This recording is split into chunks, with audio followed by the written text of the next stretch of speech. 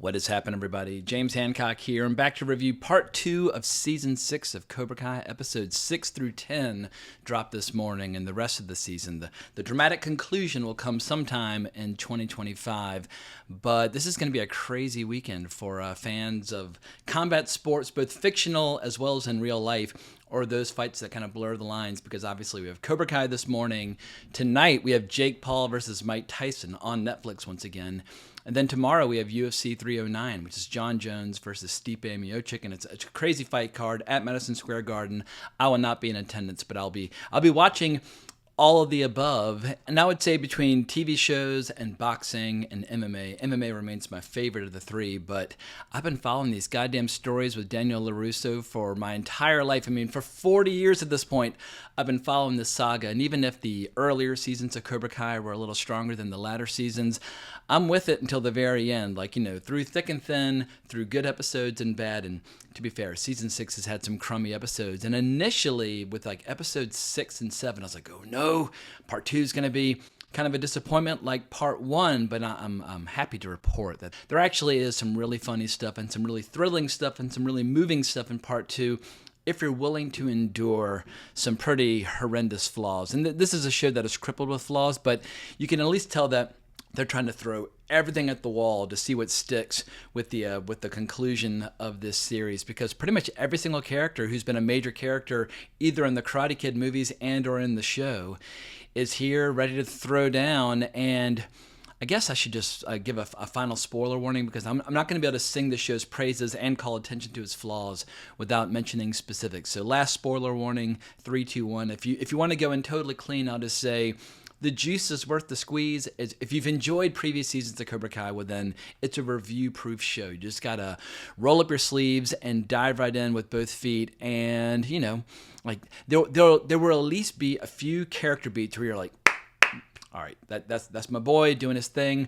Or there'll be some character beats that are just so outrageous you'll find yourself laughing like hell. I think I laughed a lot more with joy or with glee in part 2 than I did in part 1. But there are also some scenes where what are we doing here? I can feel myself getting dumber by the second just watching the show. What the fuck is going on? Who wrote this crap? So let's just dive into all of the above. So part 2 of season 6 is primarily concerned with the Sekai Takai tournament over in Barcelona, which opens the door to a bunch of new faces and a bunch of new martial artists, which is both good and bad for the show, because with each new actor who actually knows what they're doing, it makes some of the aging cast members look that much worse, because even though this show's been around for 6 years and they've had all the time in the world to practice and get good, as they say in video games, some of these actors are clearly not interested in either going to the gym or learning any technique. And when you have an actor who doesn't know shit going up against an actor who can do triple flips and kick 6 different opponents at once, it's hard to believe that the character who's important to the show is actually winning the fight. And case in point on this front is a new actress by the name of Reina Valadingam. I think that's how you say her last name. Anyway, she's a Taekwondo superstar. She's won 13 international tournaments. She's a 4th degree black belt in Taekwondo, has an awesome YouTube channel. I mean, she is the shit. She's a total badass, sexy as hell, and she introduces some new romantic wrinkles for both Robbie and Tori and so on and so forth. And that's a big part of this season, is watching all the glowering and all the jealousy between all these young performers when they're supposed to be fighting, but they're at night they're drinking and screwing and that sort of thing. But with the introduction of this new character, she's incredible. I mean, she's lean. She's as lean and lethal as a goddamn stiletto. But when you compare her to a character like Sam, who, let's just be blunt and honest, she's not particularly athletic and she's not particularly good at martial arts. They should not be on the same mat at the same time. It breaks your ability to kind of I guess have the suspension of disbelief or the verisimilitude of this world.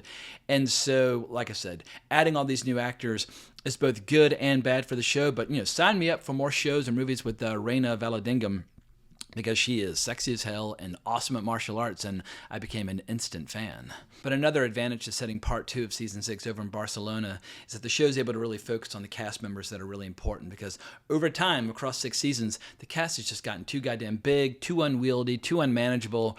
The writers struggle sometimes even to find things for Daniel and Johnny to do, much less the 3rd or 4th tier characters. So they kind of were able to set aside some of the secondary characters, But you can tell the showrunners and their staff of writers are really struggling, trying to figure out like what are some compelling storylines that we can use to keep all of our major cast members busy. And they're more successful with some than others. Like Robbie remains a lot of fun, even if like some of his character beats are totally ridiculous. Like the first half of part 2, he spends half of his fights kind of looking at Tori, like, with like sadness and longing and confusion. And meanwhile, people are like punching him in the face and kicking him in the chest. And you're like, all right, dude, pay attention to what you're doing. You're in the middle of a match. But then the tables get turned when Tori's doing the exact same thing to him during some of her fights. And anyway, it's pure high school melodrama. Even though some of these actors now are like getting close to 30 years old, like at a certain point, they just need to let these characters kind of age up and out of the original setting. I mean, I know some of these characters like Dimitri are all heading off to college and MIT, but like they're getting like gray hair and wrinkles. Like these actors have gotten old. But because the writing staff is having trouble trying to figure out like what are ways that we can keep all these characters busy in the final season, what oftentimes they'll do is they'll fall back on really familiar tropes where like Johnny will just be like sleepwalking through some of his kind of shit talking lines, or LaRusso will be like kind of sleepwalking through some of those bland platitudes that he offers to all of his students. Like there are only so many times you can hear him say like, like don't surrender to anger, find your focus, find balance. It's like give them something specific to do, or just like, please be quiet. But there are definitely a lot of one-note performances scattered throughout. And like I said, initially at episode 6 and episode 7, I was getting really worried that the show was going to absolutely suck throughout part 2. But it does really manage to stick the landing in the final 2 episodes, where even though it's totally ridiculous and absurd and over the top, at the end of episode 10, I had a big, giant, satisfied smile on my face. But I think my biggest source of frustration throughout the early episodes of part 2 of season 6 was the tournament itself, where it's like with every match, they seem to be kind of reinventing the rules or reinventing the format. And you basically have these like co-ed tag team free-for-alls that are just totally ridiculous. Like first and foremost, if you have like a 6'9" Russian who looks like he's carved out of marble going up against like a 5'4" little girl, I'm sorry, like that's not a fair fight. I don't care how good they might be at karate and that sort of thing. Co-ed martial arts is not a thing. Like there's definitely co-ed martial arts in gyms and that sort of thing, like people who train in mixed martial arts. But like when you're watching the UFC or when you're watching boxing, the girls fight girls and the guys fight guys, and never the twain shall meet.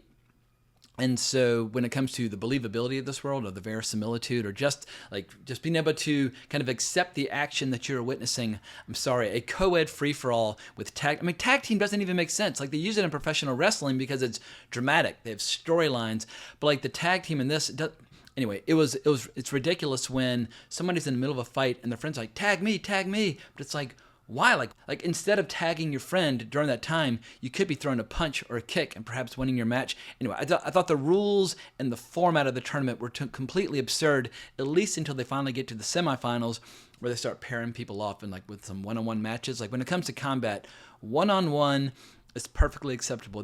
For thousands of years, we've been watching people engage in one-on-one combat, whether that's through wrestling or through boxing or traditional martial arts or MMA or whatever. It's riveting. Like I always say this about mixed martial arts. If you were at like the world's biggest sports arena and you had like soccer going on and basketball and football and hockey and like every sport you can think of, but somebody on the announcer said, oh, a fight's broken out on the following court, the entire crowd is going to watch the fight and not the sports. Fights are inherently fascinating. As Dana White likes to say in the UFC, it's in our DNA, it's in our blood. We get it and we love it. And so, yeah, you don't have to overcomplicate things and turn it into American Gladiators. Just pair people off and let them throw down. But perhaps I've talked enough shit at this point. Let me talk about some of the good things with part 2 of season 6, because I think what it does best, it sets up a lot of melodrama between the characters, which pays off huge dividends in the final episode. Because between all these various teams from all over the world, you have the coaches and like their staff and their fighters that are all kind of, squaring off or confronting each other in bars and that sort of thing. But meanwhile, some of them are getting wasted and having sex behind the scenes and falling in and out of love. And so like half the season is people kind of gazing at each other in like wounded fashion. Like, you hurt my feelings. Like, no, you hurt my feelings. And then of course they become friends again and they become buddy-buddy. And so like the ebb and flow of all the grievances / alliances is a lot of fun, and it all gets paid off in the final episode where you have this crazy free-for-all. And this show loves doing free-for-alls. Like the most obvious free-for-all would be the big high school free-for-all. Was that at the end of season 1 or season 2? I can't even remember now. But anyway, that high school free-for-all was an absolute blast where everybody's fighting each other.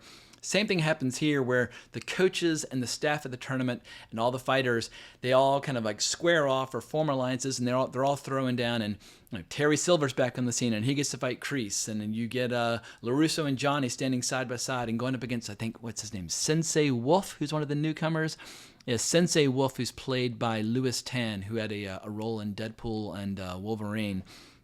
But you get all these interesting rivalries or like, new romances where like couples are helping each other in combat and that sort of thing. Once again, it's all totally absurd, but because it was so deliriously over the top, I just found myself howling and cracking up because it's got like what all started with like this petty high school rivalry back in 1984 between Daniel and Johnny is now this international, just like bonfire that people are watching all over the world on their TVs, and it's just incredible how they just keep finding a way to raise the stakes, and it makes you wonder, what are they going to do with the remaining 5 episodes? Because I think it would be fitting if it all leads to Daniel and Johnny having one final one-on-one duel, even though they're 1,000 years old and can barely walk at this point.